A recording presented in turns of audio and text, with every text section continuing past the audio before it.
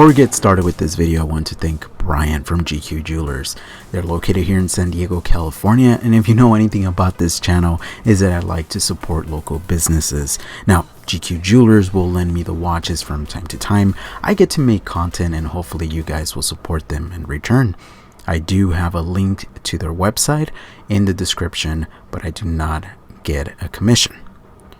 In the 1960s, Seiko announced itself on the international sports timing stage with a whole new generation of high-precision equipment that was enthusiastically endorsed in many international sports federations and used to capture elapsed time at many of the world's leading sports events.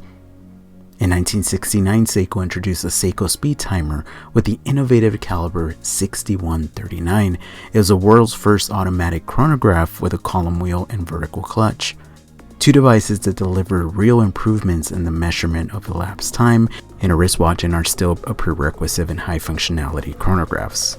Today we will be taking a look at the US limited edition SSC929. I think this yellow dial is striking, and along with the Panda version are one of my favorite colorways. There are other color dials to choose from, so Seiko definitely has you covered.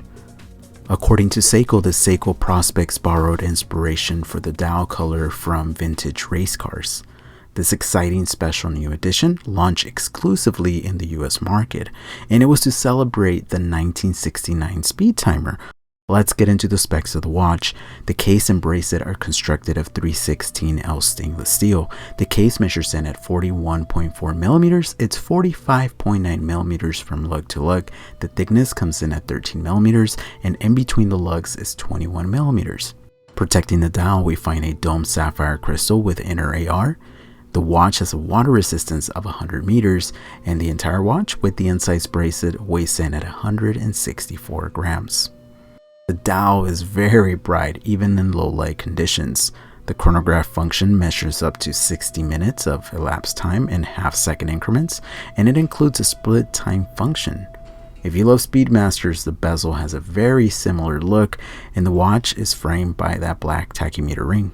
The bright yellow dial features 3 black sub-dials, including 24-hour and power reserve indicators, a date calendar, and to be honest with you, I'm not a huge fan of where they place the date calendar at the 4 o'clock, but thanks to the date wheel matching the sub-dials, it doesn't look half as bad.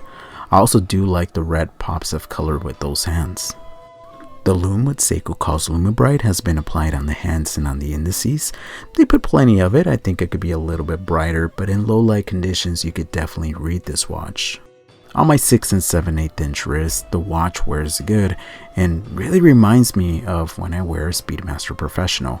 I mean, this watch does weigh about 30 grams more than the Speedy, and the shape of course is completely different, but for whatever reason it really does just remind me of one. And if I'm being honest, I will love to add one of these to my personal collection in the future. Now, the bracelet in typical Seiko fashion is not great, but it's well constructed. We do find a tri-fold push button release clasp that has been signed with the Seiko logo, and it's pretty easy to operate. One of the biggest negatives for me is the 21 millimeter lug width. There's not a huge selection in the market for that size, and to me that's the biggest miss with this watch. The watch is powered by the Seiko Solar V192 movement with a 6-month power reserve. I think everyone, including myself, needs a grab-and-go piece.